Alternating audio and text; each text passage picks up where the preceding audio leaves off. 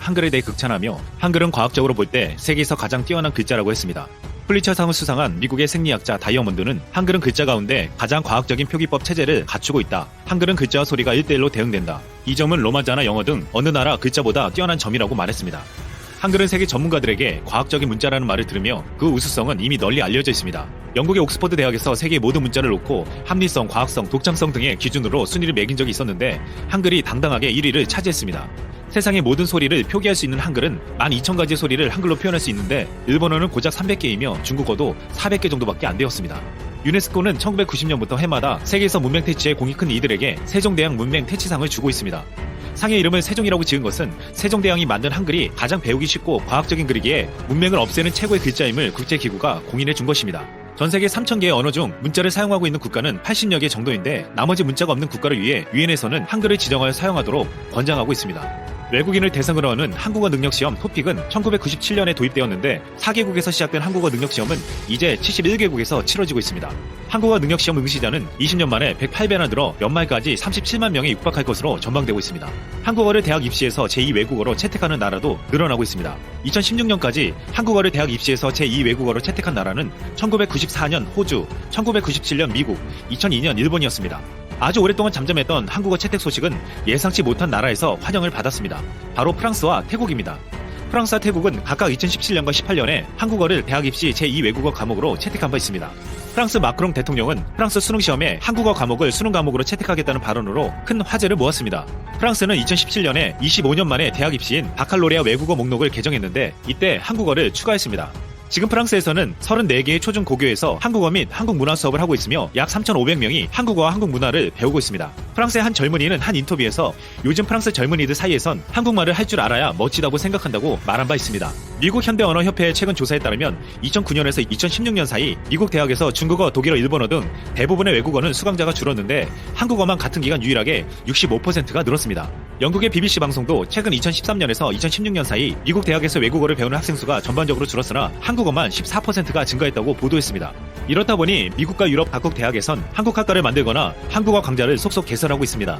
독일에서는 베를린 자유대, 함부르크대, 본대, 튀빙건대 등 6개 대학의 한국 학과가 설치되어 있고 하이델베르크대, 쾰른대, 라이프치히대 등 9곳에서 한국어 교양 수업을 운영하고 있습니다. 내년에는 436년의 역사를 가진 명문대인 에든버러 대학도 한국 학과를 개설하기로 해 영국 내 한국 학과를 만든 대학이 4개로 늘어날 예정입니다. 많은 외국인들은 한글은 배우기 쉽지만 한국어는 어렵다는 평이 많았습니다.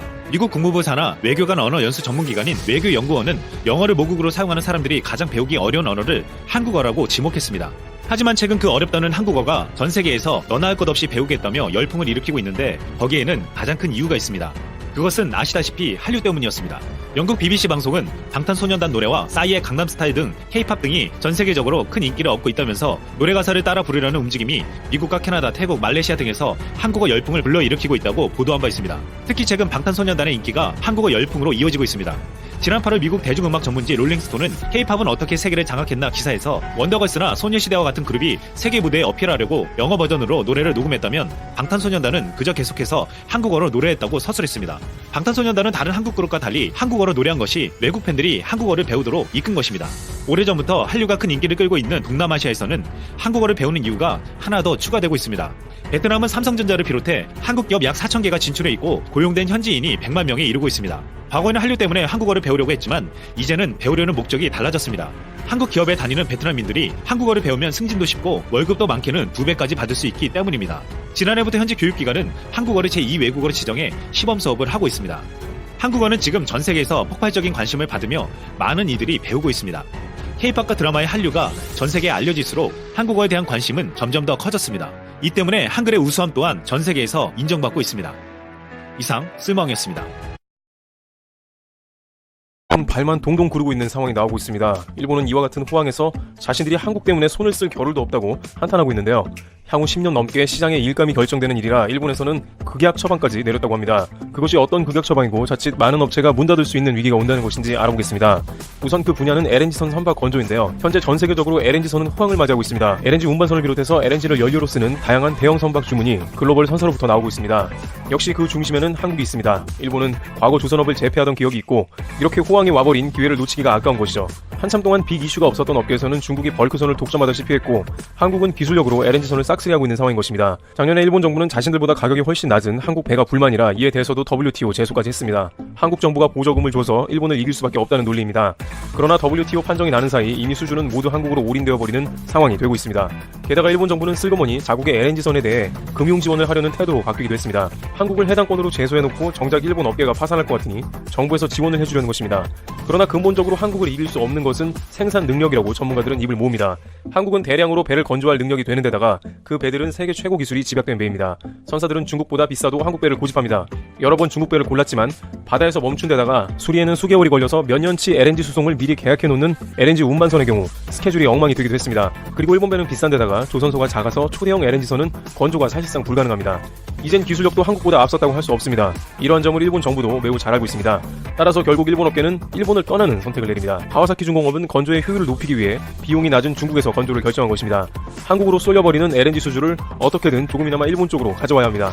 미츠이 ENS 조선은 대형 LNG선은 포기하고 중소형으로 돌려서 중국의 양쯔강 산업집단과 합작회사를 설립했습니다. 일각에서는 일본의 어쩔 수 없는 선택이라는 진단이 나오기도 합니다. 일본 국내 조선업은 폐업이 늘고 있으며 중소조선업 회사끼리 통폐합을 해야 하는 상황입니다. 이렇게 한국 조선업을 잡아내기 위한 일본의 어려운 싸움이 중국 업체까지 동원되어 계속되고 있습니다. 그래브티브 여기서 마치겠습니다. 감사합니다.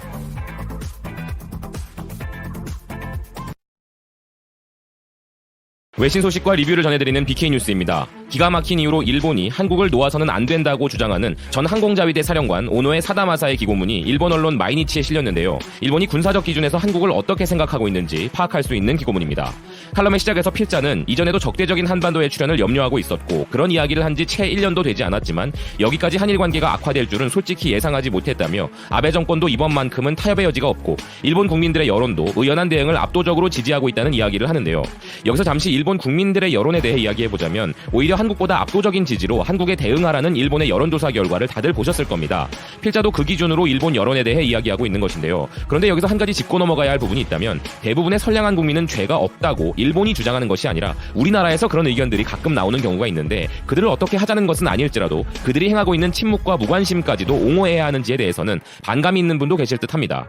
그리고 기사는 미국도 동맹국 간의 갈등을 중재하려고 했지만 지소미아 종료 결정에 실망감을 감추지 못하고 있으며 한미 사이에 미군 주둔 비용 협상과 전시작전 통제권 환수 등의 난제가 산적해 있고 트럼프의 결단이 있으면 단번에 주한미군의 축소 및 철수로 움직일 가능성이 높다는 주장을 이어가는데요.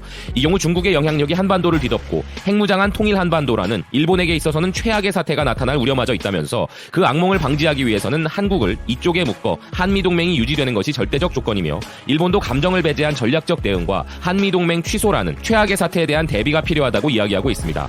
어쩌면 이런 망상이 이 사태를 바라보는 일본 군인의 시선을 정확히 보여주는 부분일지도 모르겠습니다. 북한과 한국을 묶어서 적국으로 삼아야 국방비 증액이나 헌법 개정에 유리할 테니 말이죠. 그리고 이어서 필자는 구체적으로 이 사태를 막기 위해 한국 내부의 혼란을 적극적으로 이용하자고 이야기합니다. 필자는 일본이 강제징용 판결과 관련한 기존의 입장을 견지하면서 한국 여론의 관심이 반일에서 국내 정치적 갈등으로 초점이 이동하도록 해야 하며 한일 문제를 한국의 국내 정치 문제로 변환시켜서 해결하도록 해야 한다고 주장하고 있습니다. 한국의 국내 분위기를 잘 활용하여 자중질환으로 한국이 스스로 무너지길 바란다는 것인데요. 이런 험난한 외교, 안보, 국제 정세를 모두 덮어버리는 무시무시한 이슈가 무엇인지는 다들 잘 아실 것이라 생각합니다. 이 문제가 조속하고 확실하게 해결이 되어야 일본으로부터 이런 도발을 당하지 않을 수 있을 것입니다.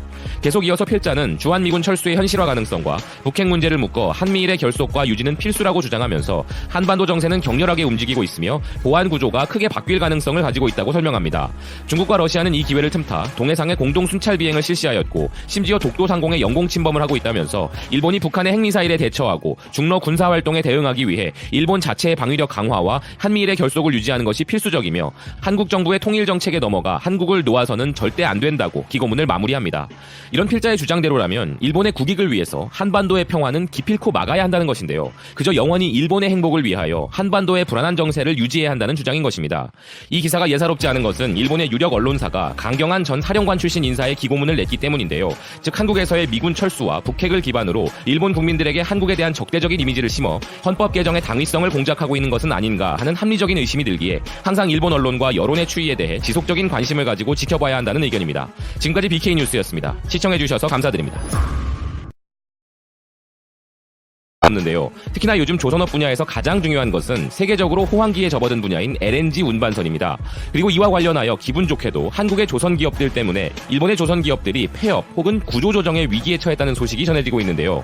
일본의 경제 전문지 다이아몬드 온라인은 한국과의 가격 경쟁에서 완패하여 LNG선 활황 속에서도 히노마루 조선은 재편이냐 철회냐의 고비에 처해 있다는 기사를 보도했습니다.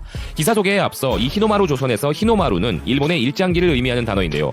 반도체, 전자, 디스플레이 등의 산업 분야에서 일본 기업들끼리 온갖 연합전선을 형성해 한국을 공격해봐도 오히려 일본이 무너지고 있는 상황이고 이제는 조선업까지 한국에 밀리게 되는 말 그대로 일본이 세계 최고 분야였던 분야를 모조리 한국이 앗아가버리는 이 상황을 받아들이지 못한 일본의 열등감이 최근 한일 갈등이라는 일본의 극단적 도발로 드러나고 있는 것이 아닌가 하는 사견입니다. 기사를 이어가 보자면 이전에 없었던 LNG 운반선의 발주붐이 도래하고 있는 상황인데도 일본의 조선업계는 오히려 폐업을 해야 하는 분위기가 높아지고 있다고 기사는 이야기하는데요. 현재 이런 호황기를 탈 수 없는 상황이라 너무 어렵다는 일본 조선업계 관계자의 말로 일본의 종합중공업 계열의 조선업체들에게 올해는 유난히도 추운 겨울이 될 것 같다는 이야기를 하고 있습니다. 기사는 LNG선의 수요가 당분간 증가 경향이 계속될 것임에도 불구하고 일본의 일부 부품업체를 제외하면 일본의 조선업계 전반에는 찬바람이 불고 있다고 하는데요. 그런 이유 중 하나로 한국 조선업체들이 거침없이 저렴한 가격에 수주를 하고 있어 일본 기업들이 수주이익을 낼 수 있는 수준으로 가격이 부상하지 않기 때문이라고 주장합니다.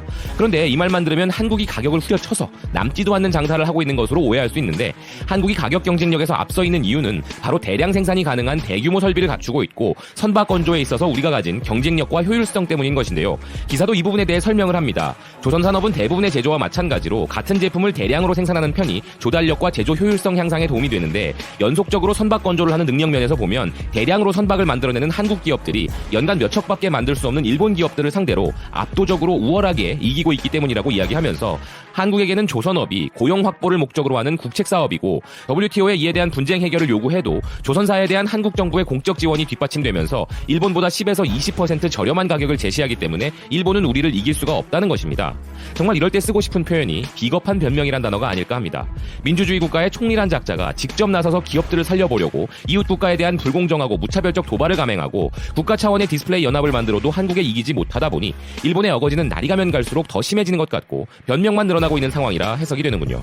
곧 죽어도 압도적인 한국의 조선산업의 경쟁력에 패배했다고 일본은 인정하지 못하고 있는데 패배에 쿨하게 승복하는 그 잘난 사무라이 정신은 왜 이럴 때는 발현되지 않나 모르겠습니다. 기사는 일본 조선산업이 얼마나 힘든지를 보여준 상징적인 예로 조선사업을 하는 미쓰비시 중공업에서 벌어진 일을 소개하는데요. 나가사키 조선소 가야키 공장에서 일하는 종업원들의 통근선이 폐지되었다고 하며 조선산업의 노하우를 살릴 대형 철골 구조물 수주 등을 받아 반드시 조선에 국한되지 않는 다른 사업도 전개한다고 하는데 자랑스러운 조선 기업이 어찌 교각을 건설하느냐는 소리도 이제는 옛말이 되어버릴 정도로 일본 조선은 어려운 상태라고 합니다. 특히나 다른 기업도 아니고 강제징용 피해자분들과 연관된 전범 기업인 미쓰비시의 피해 소식이라서 더 시선을 끄는데요. 이런 이유로 인하여 미쓰비시 외에도 대부분의 조선 기업들이 치열한 소모전을 앞두고 전전긍긍하고 있고 이렇게 산업 재편인가 철회인가의 중대 국면을 맞이해 히노마루 조선의 치킨 레이스가 시작되었다며 기사는 마무리됩니다. 일본의 조선 산업을 무너뜨리기 위해 한국의 조선 산업이 존재하는 것은 아니지만 우리와의 경쟁으로 말미암아 일본의 조선 산업이 지는 해가 되어가고 있다는 소식은 듣던 중 반가운 소리인 것 같다는 의견입니다. 지금까지 BK 뉴스였습니다. 시청해주셔서 감사드립니다.